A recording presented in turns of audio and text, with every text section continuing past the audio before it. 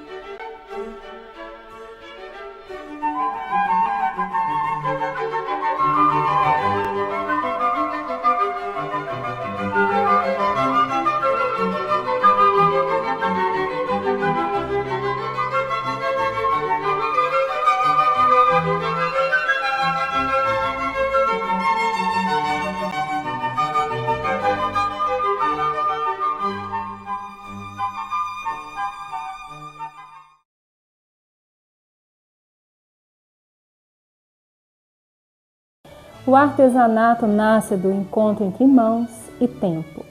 É saber antigo, passado de geração em geração. É silêncio que fala, tradição que respira, cultura que pulsa. Cada peça é uma história contada sem palavras, um poema moldado com muito carinho. A agulha que dança entre os dedos e a linha que se transforma em lares mais bonitos, mais práticos, mais acolhedores. Agora, Dona Sara compartilha com a gente como o crochê mudou a sua vida e a de tantas outras pessoas.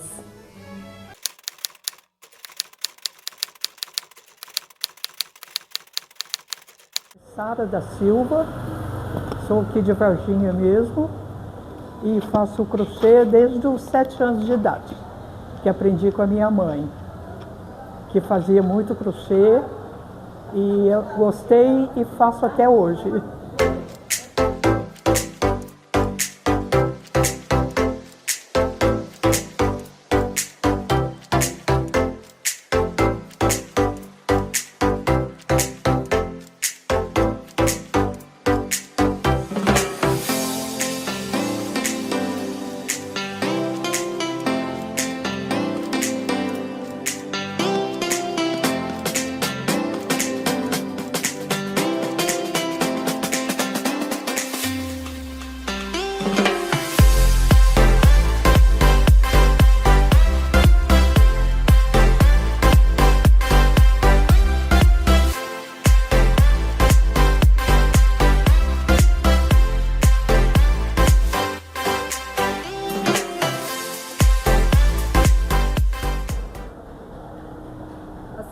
A senhora disse que faz crochê.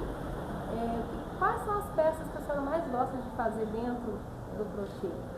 Eu gosto, as peças que mais gosto é da linha Merci Crochê, caminho de mesa, paninho de bandeja, e da linha Cleia também eu faço também a mesma coisa, paninho de bandeja, caminho de mesa, e faço bicos em panos de prato, que vende bastante para pano de lavabo, e não só como pano de prato.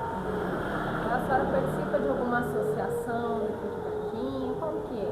Sim, eu participo, sou coordenadora da Associação dos Aposentados, e temos 12 pessoas, 10 moças, 10 senhoras, né? E 2 rapazes que fazem parte dos nossos artesãos. E a senhora acha que participar da associação é interessante para o artesanato? O que a senhora acha que contribui para o trabalho da senhora? Sim, é muito bom participar de associação, porque aí a gente tem direito de fazer a feira aqui no foyer e a gente tem muito apoio da associação. Lá nós temos o nosso presidente, então a gente tem muito apoio deles. E aqui é um apoio da Fundação Cultural e da Prefeitura de Varginha. E que a senhora acha no cenário de artesanato aqui em Varginha? O que a senhora acha que tem que melhorar? O que está legal? O que não está? Como que é a expectativa da senhora? A sua visão hoje e a sua expectativa de futuro do artesanato? O artesanato aqui em Varginha tinha muito valor há uns 13 anos atrás. Agora o pessoal não liga muito mais para cuidar da casa, para botar um enfeite, então está meio abandonado.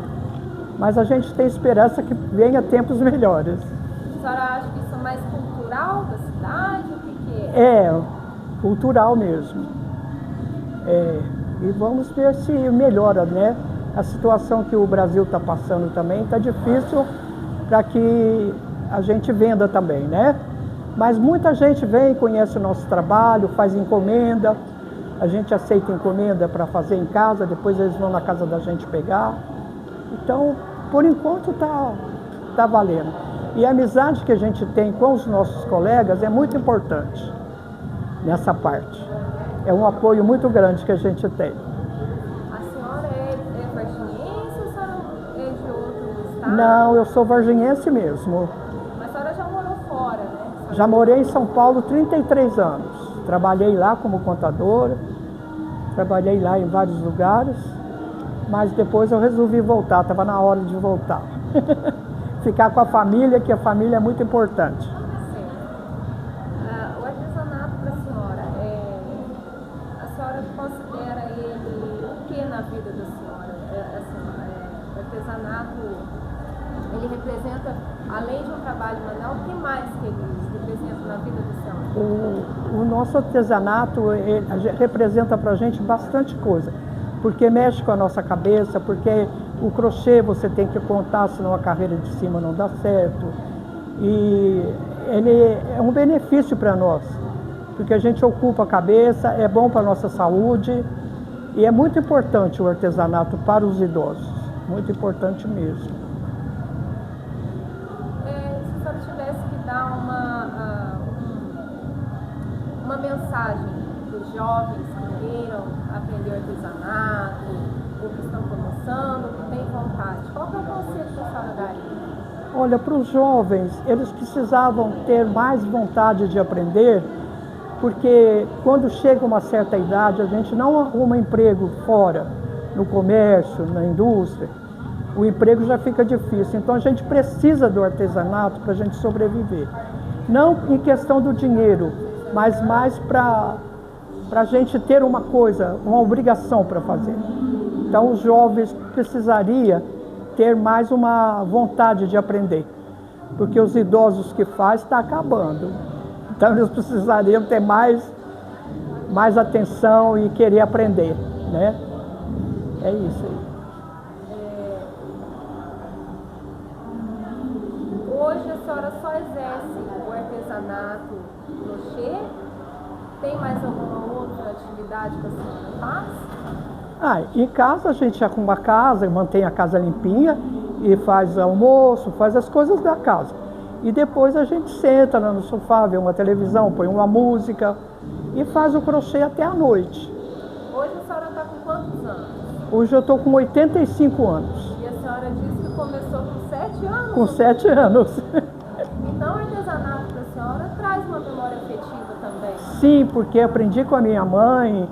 Cada ponto que eu dou, eu falo, nossa, minha mãe que me ensinou. Foi muito importante eu aprender com ela, porque ela era de família de italianos, aí vieram da Itália mesmo, e a parte do meu pai era português, que também veio de Portugal. Então é uma família que gosta do artesanato, que gosta de trabalhar. Então para mim foi muito importante nascer naquela família. Isso é muito importante mesmo, a família traz raízes, né? E a senhora consegue imprimir isso no seu trabalho, então? Tem toda essa história enraizada também no crochê que a senhora faz? Sim, eu sempre lembro os pontos que a minha mãe ensinava, consigo fazer coisas ainda que eu lembro dos 7 anos. E tiro também coisas do Pinterest, não só da minha cabeça, mas eu também faço essas coisas. Eu tiro do Pinterest, que tem muita coisa boa, né? Quando uma peça artesanal é vendida, é mais do que um objetivo que muda de mãos. É renda que chega, turismo que cresce, sonho que sustenta. O artesanato fortalece a economia criativa e valoriza o talento de quem vive da sua própria arte.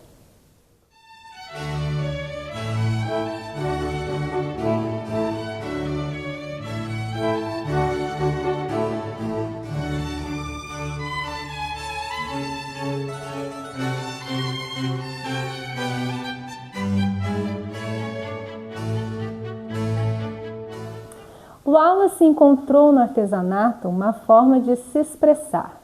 Cada ponto que ele cria é um pensamento colocado para fora. Sua técnica, o pontilhismo, revela um mundo de detalhes e muita sensibilidade. Ele vai nos contar sobre a origem do seu estilo e refletir sobre o que é e o que não é artesanato.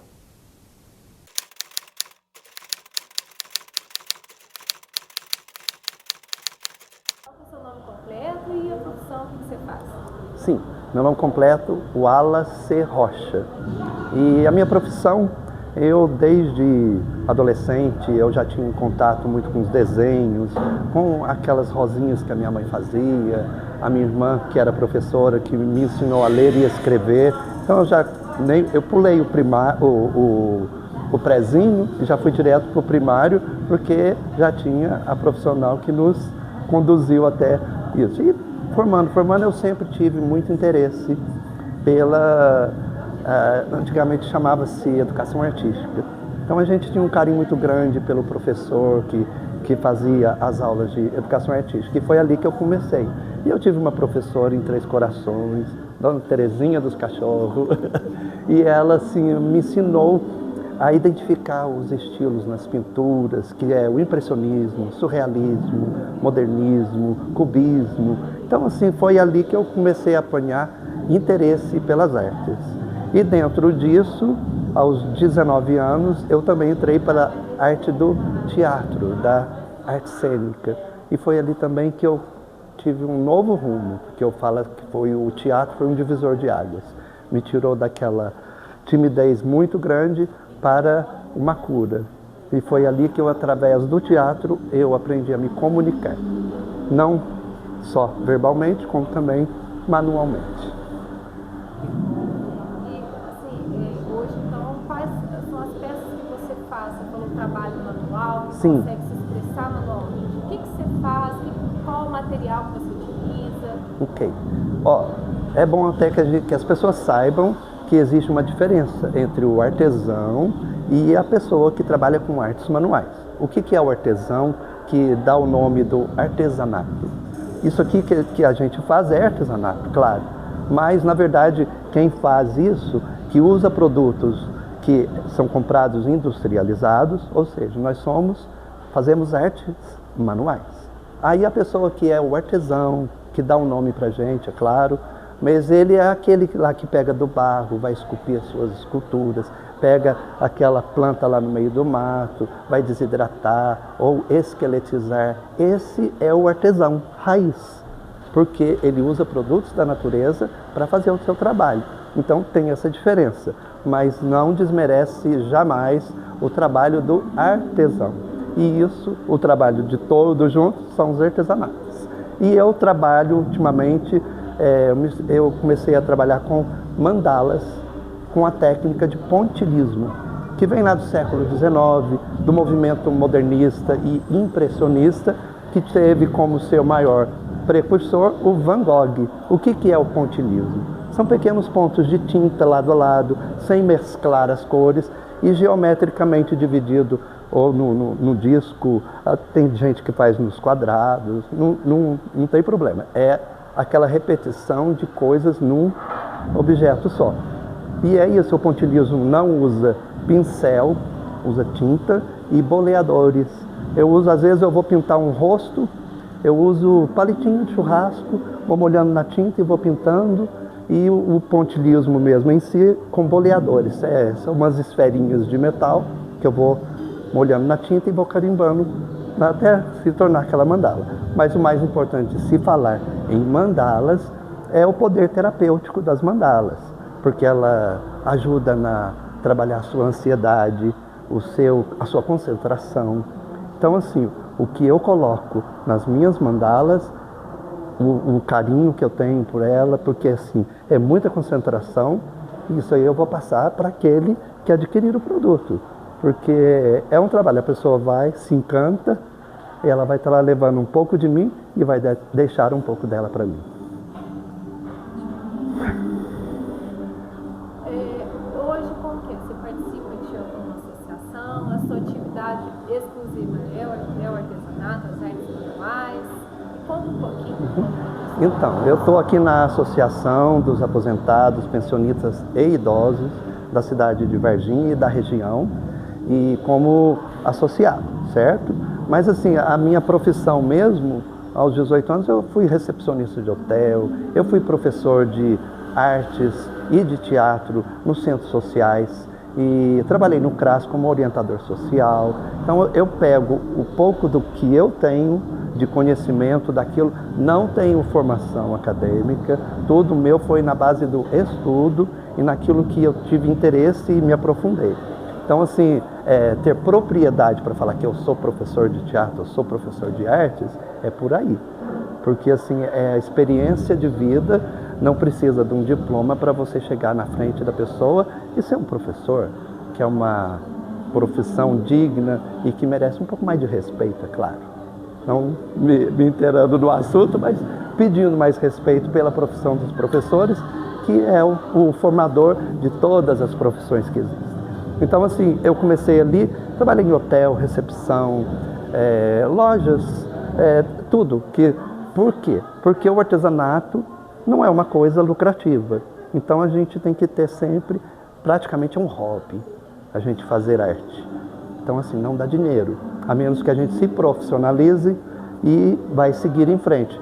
Então, a gente tem que ter um CLT na vida, né, para poder conseguir conciliar nos espaços da gente, de folga da gente, a gente pegar e colocar o nosso artesanato e mostrar a arte para todo mundo, que é isso aí.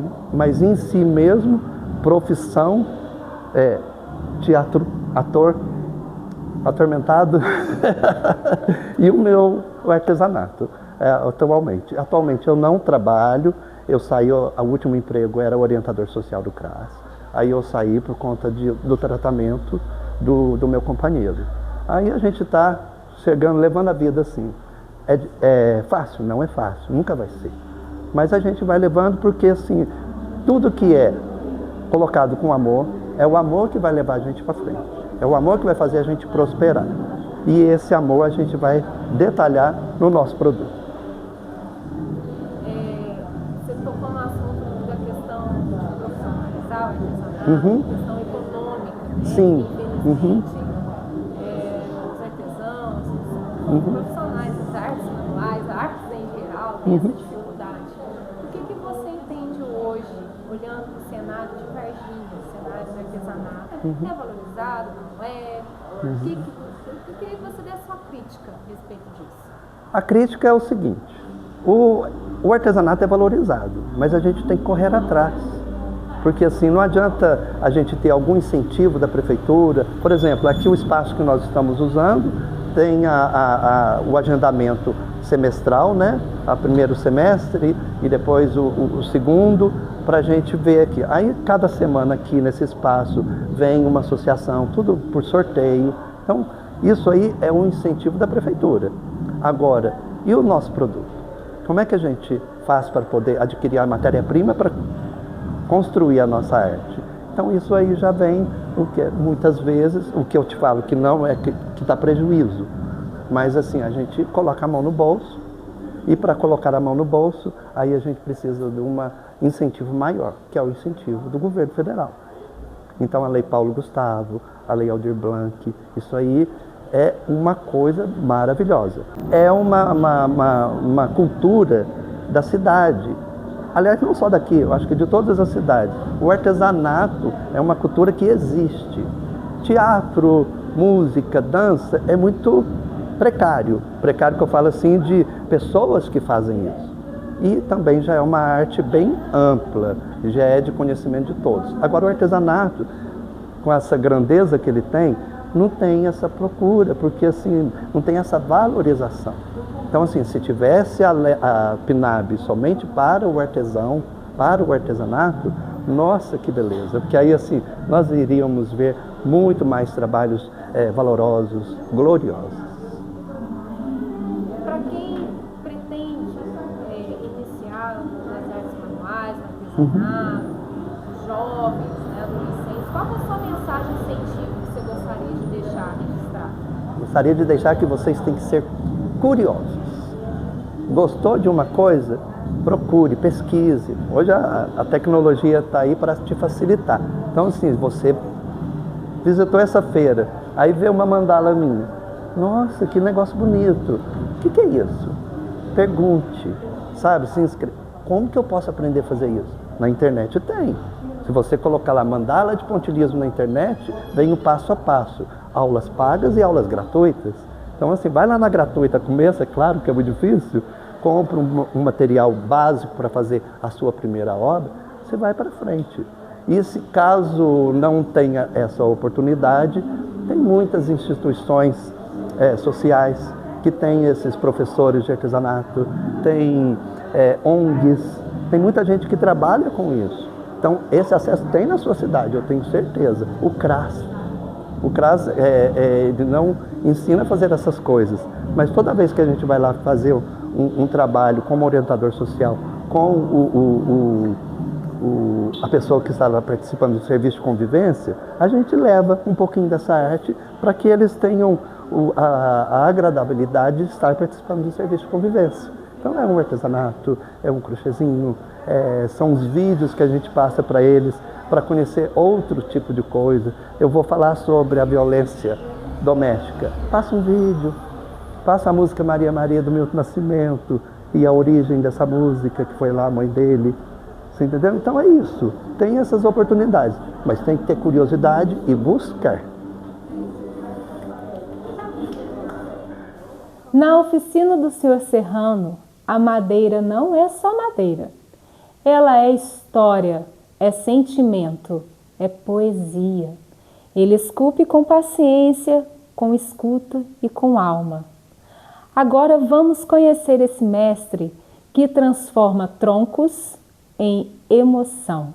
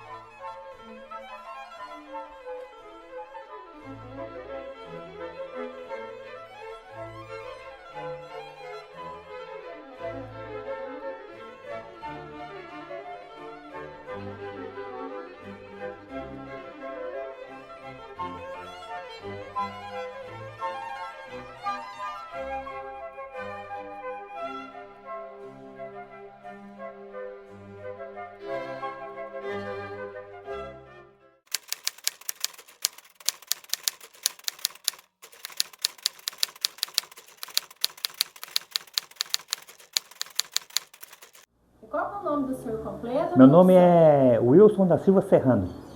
E eu assino minhas peças como Wilson Serrano. E qual a profissão do senhor? A profissão é artesão. Como que começou a história do senhor com a madeira? O senhor aprendeu com quem? O senhor é autodidata? Conta um pouquinho. Eu na verdade, aprendi numa oficina, mas não era bem de trabalho. Eu fazia umas espátulas de jacarandá para um japonês. E aí lá que eu comecei a lidar com os formões. Né? Quantos anos o senhor tinha? Lá eu tinha 14 anos na época. Entendeu? É um pouco bem tempo já, né? O senhor é de Varginha mesmo? Não, eu sou de São Paulo. Em Varginha eu estou 26 anos. Já adotei aqui de coração, né? Entendeu? Então o senhor começou... Varginha de coração. O senhor começou em São Paulo, então, a trabalhar? Comecei em São Paulo, depois fui para Belo Horizonte, depois retornei a São Paulo outra vez, aí que eu comecei a dedicar realmente na arte sacra, né?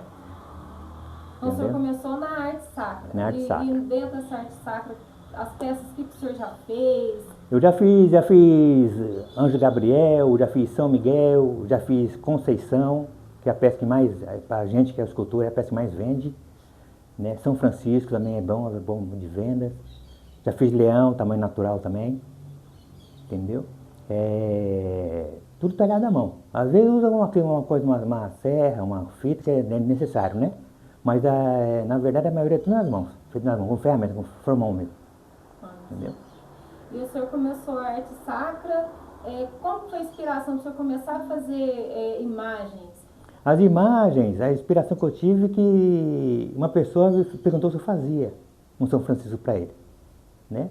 Aí eu fui fazer, que por sinal não ficou muito bonito, sabe? Mas ali me despertou, né? Aí sim, aí eu comecei a dedicar mais à obra, né? Do barroco, né? E fui feliz, fui feliz, ganhei muito dinheiro também. Que bom. Muito feliz. E o senhor é devoto de algum santo? São Francisco. É? São Francisco. De coração. É, de coração. Esse é devoto de São Francisco. E o senhor então comercializava essas peças para as igrejas? Sim, eu fiz em feiras e muitas vezes as pessoas me encomendavam as peças, né? Entendeu? Que a gente que é artesão assim, a gente não rejeita serviço, né? Entendeu? Tudo que me peçam para fazer, graças a Deus eu tenho o dom de fazer. Né? Eu me dedico e trabalho até a pessoa, do gosto que a pessoa queira, né? Tem que ficar do gosto da pessoa, entendeu? E inclusive uma encomenda geralmente é mais difícil da gente trabalhar, né? Porque você tem que se colocar na situação do cliente, né? Então você tem que fazer bem feito o serviço, né? Para a pessoa, quando a pessoa vê assim, a pessoa se agradar, né? Qual foi a peça que o senhor gastou mais tempo para fazer? A que eu gastei mais tempo foi Nossa Senhora do Ar, que é Nossa Senhora da Assunção, né? E essa foi lá para Lisboa. Ela é protetora dos aviadores, né? Aí um português veio e me encomendou ela, entendeu? Essa demorei uns 40 dias para fazer. Entendeu? E ela media 80 centímetros, entendeu? Só que assim, ela tinha esse tipo de trabalho, ela tinha esse tipo de trabalho assim que é folheado, né? Que é folheado a ouro, né? Então esse tipo de trabalho aqui é um trabalho que requer muita dedicação, porque a gente pinta aqui, no caso, o negativo. A gente pinta e vai deixando dourado, né? Então isso aqui é uma técnica que não é fácil. A pessoa tem que ter o dom e tem que ter o talento para poder fazer, não é? Então por isso foi um pouco demorado para fazer. Ele ficou muito feliz, por sinal até me deu uma boa gorjeta na época. Isso é importante. Né? Seu Wilson, e o que o senhor sente quando o senhor vai entalhar é esse termo que fala, né? Entalhar na madeira. Entalhar e esculpir. Entalhar o entalhe, isso para você, o entalhe. Esse daqui é o entalhe. Né? Esse daqui é o entalhe. Né? Esse daqui é uma escultura. Né? Uma escultura. Entendeu? E o entalhe é que quando você. Esse aqui, por exemplo, é o entalhe. Esse aqui é o entalhe. Tá vendo aqui? Esse aqui é o entalhe.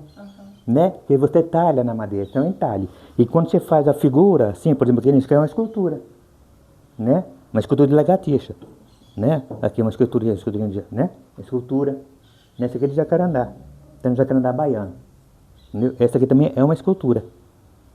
Qual é a madeira assim, que o senhor mais gosta de trabalhar? A madeira, os artesãos, geralmente, inclusive nas artes sacras de antigamente, era usado mais o cedro rosa.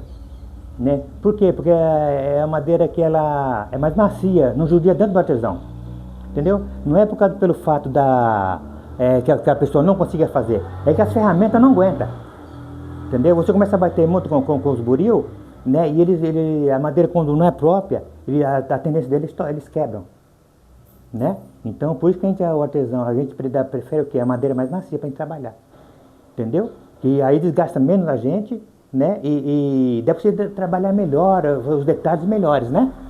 Entendeu? Com a madeira mais macia, né? E então a gente dá preferência geralmente para um cedro, né? Por sinal, um cedro é a madeira mais nobre, porque inclusive os artesãos antigamente, principalmente o Arilajinho, por exemplo, as esculturas deles barrocas, entendeu?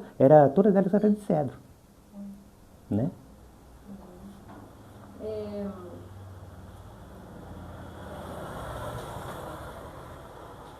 Quando o senhor pega, eu queria saber assim, como que vem inspiração para o senhor imprimir na madeira o sentimento do senhor, o que o senhor está pensando, como que o senhor vai fazer, seja a imagem ou seja uma figura de um animal. Como que é a inspiração? O senhor pensa em quê? Como que é? Eu não sei como os outros artesãos trabalham, mas eu, por exemplo, eu trabalho mais assim, visando o comércio, né? Eu viso mais o comércio, porque felizmente a gente vive do artesanato, né? Então o artesanato, querendo ou não querendo, ele é modismo, entendeu? Ele é modismo, entendeu? Então você tem que seguir a tendência que tá acontecendo no momento. Entendeu? Que nesse tipo de trabalho aqui, por exemplo, vou voltar a mostrar ele, esse trabalho é a tendência do momento. Não é? Entendeu? Então o artesão ele tem que ficar atento a esse tipo de coisa. Entendeu? E a inspiração vem de acordo. E a exigência também do cliente. O cliente vem fazer uma encomenda, ali você perde a razão. Você não pensa na inspiração, você vai dedicar àquela escultura que a pessoa te encomendou. Não é? Mas acaba que como o senhor que faz, tem ali também um pouquinho do senhor, a sua alma? Não, sim, ali não tem como, porque você, um sentimento que você está colocando ali, entendeu? Ali você está expondo ali, porque tem muitas pessoas que fazem as artes, por exemplo, e as fisionomias são carrancudas, né? Entendeu? Então isso aí, muitas vezes, é falta de sensibilidade do artesão, entendeu? É falta de sensibilidade, ou então até mesmo do espírito dele naquele momento. Entendeu? Então a gente tem que ficar muito atento a isso daí. Eu vou pegar esse anjinho para mostrar para você. Dá licença aqui. Pode pegar. Então esse anjinho aqui, ele é feito de madeira de cedro, né? Então você vê que o semblante dele é suave. Né? Você vê que então tem que ter a preocupação do que a gente está conversando, da expressão dele. Para ele não ficar carrancudo, né? O perfil dele. Entendeu? Então essa madeira é madeira de cedro. Entendeu? Então, tem que prestar atenção, muita atenção no semblante, entendeu? Para suavizar. Então, até que você tenha, se você levanta a sobrancelha, você abaixa, a tendência é você, né? Melhorar a expressão, ok? Nossa, perfeito.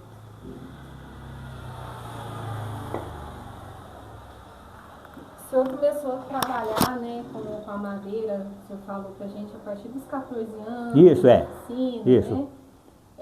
E o que o senhor achou até nessa trajetória do senhor até hoje, com o tal reconhecimento do artesanato? Isso melhorou? Como é a visão do senhor hoje? Para a trajetória do senhor. Eu vou falar da minha pessoa, tá?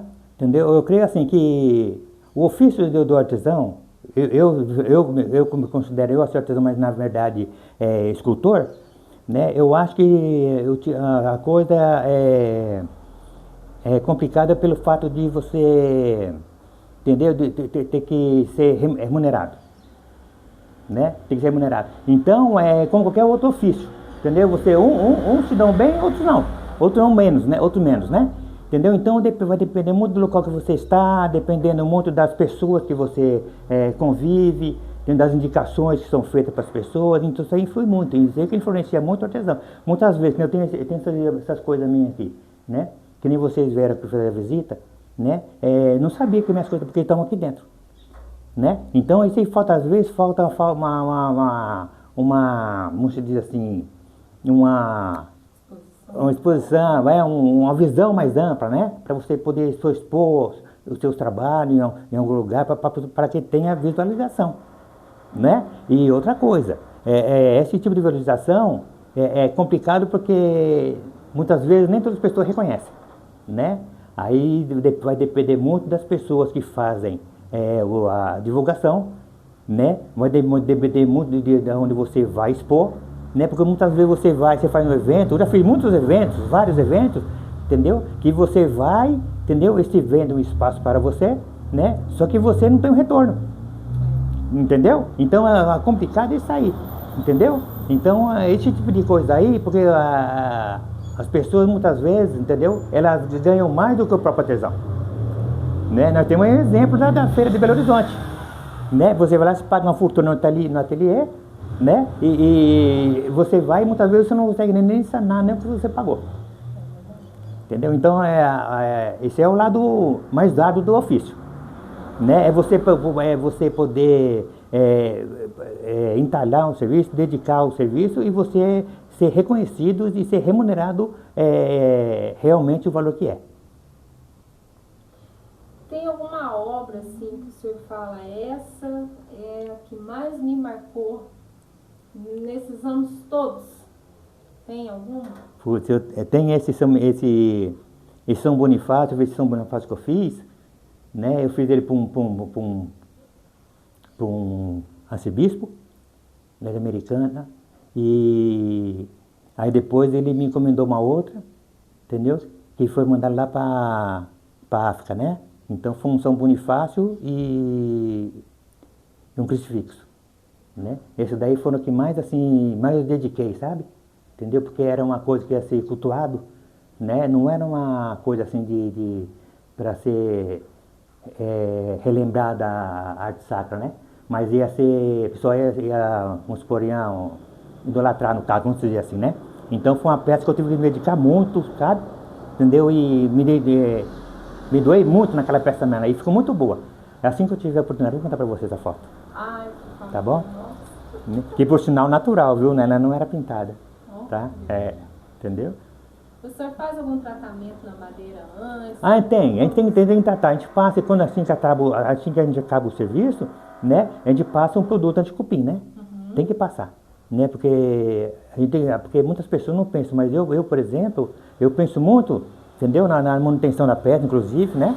Eu dou garantia, quando faço o meu ofício, eu dou garantia para a pessoa, né? E ainda passo o tratamento, né? Que é para a pessoa não ter trabalho, né?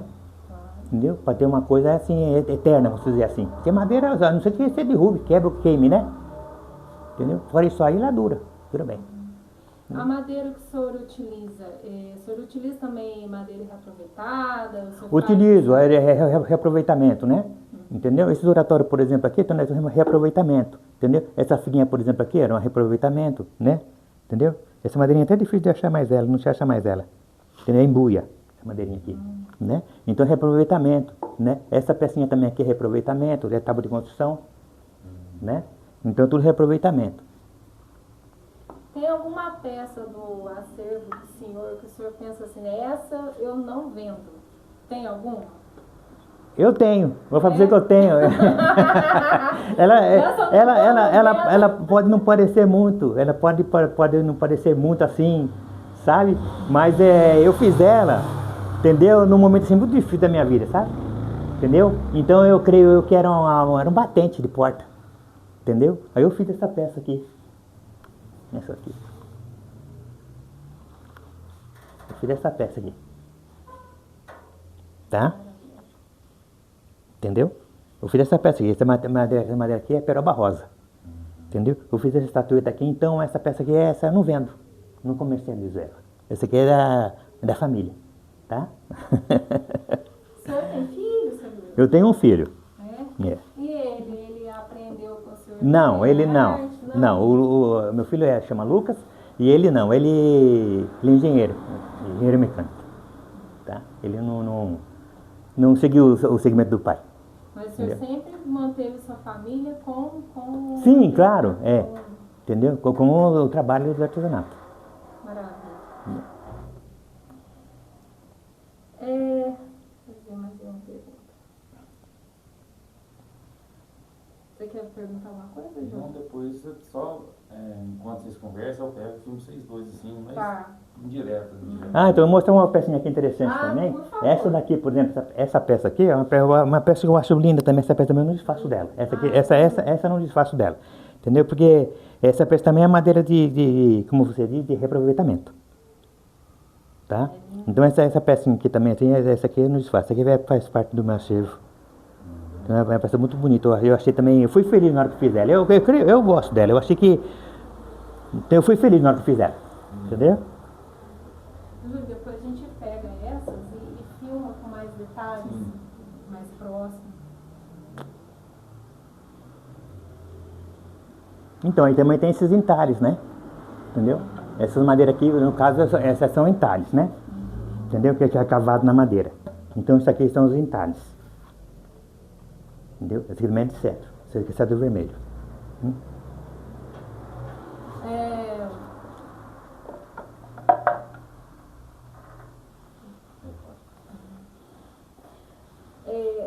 Olhando para essa trajetória toda tão bonita do senhor, né, que até a gente fica até emocionado, né? Uma história tão linda, com a madeira e de vida, né? Como que o senhor enxerga para o futuro o trabalho do senhor? Tem alguma coisa que o senhor tem vontade de fazer que o senhor ainda não fez na madeira? Um tipo de trabalho? Sim, eu agora... O senhor está trabalhando com algo novo? Eu agora estou entrando nesse projeto novo, que é o projeto dos animais, né?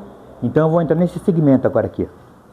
A partir de comecei a fazer esse ano passado, no fim do ano, entendeu? Eu estou sendo feliz, entendeu? Tá tendo vendas, entendeu? Mas para a gente importante não é somente fazer, né, o trabalho, entendeu? Porque felizmente a gente vive disso, então a gente tem que comercializar.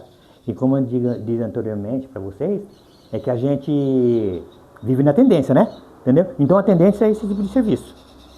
Entendeu? Agora eu vou fazer uns leãozinhos também, umas coisas assim, uns gatos assim mais diversificados, né? Entendeu? Já estou providenciando as madeiras, já encomendei. E vou fazer umas coisas maiores, mais graúdas, tem umas coisas de mais valor. E o senhor entendeu? Está pintando também? Estou pintando, né? Então, menina. Isso aí a gente mostra depois, então, né? Vamos fazer um take depois das pinturas, né? Isso. Eu vou mostrar, eu vou demonstrar o entalhe para vocês. Esse entalhe aqui, ó. O senhor pega ele, vem aqui, o senhor pode...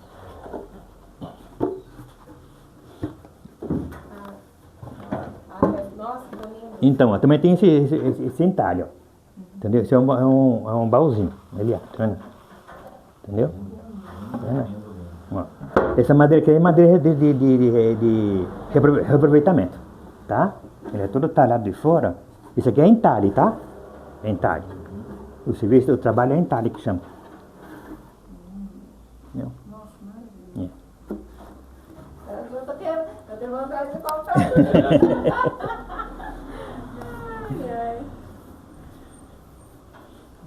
Então, gente. Acho que só para encerrar, então... Quer que faz uma pergunta na pintura? Pode. Então, vamos fazer com ele. Enquanto Ali você conversando, eu com o celular na mão? Você acho quer que fazer com uma o celular tomada na ali? mão você pode mostrar. Ah, o Divino, mostramos o Divino aqui? Mostramos, né? Você mostrou, né? Não, eu filmei. Então, o Divino também aqui, o Divino é madeira de reaproveitamento também. Entendeu? Aqui também é feito de tábua de caixotaria. Tá? O resplendor dele é tábua de caixotaria. Tá? E ele também é feito de tábua colada. Tá? Tábua colada. Entendeu? Vou mostrar pra vocês aqui, é igual isso aqui. Aqui. É o mesmo esse aqui, ó. Entendeu? Aí você vê aqui que são madeira colada. É madeira que chama balsa. Ela é hiper leve. Tá?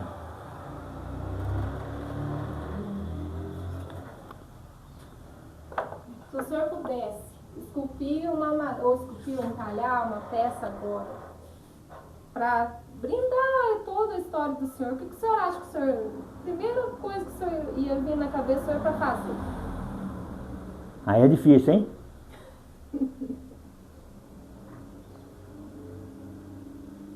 Eu ia partir para a tendência, eu ia fazer um leão. Se eu tivesse condição de achar uma madeira que desce para fazer um leão natural, eu tenho coragem de fazer um leão tamanho natural. Deu para deixar assim para eternizar. Entendeu? Né? E ia ficar magnífico, não ia? Né? Um tamanho natural, ia ficar magnífico. Entendeu?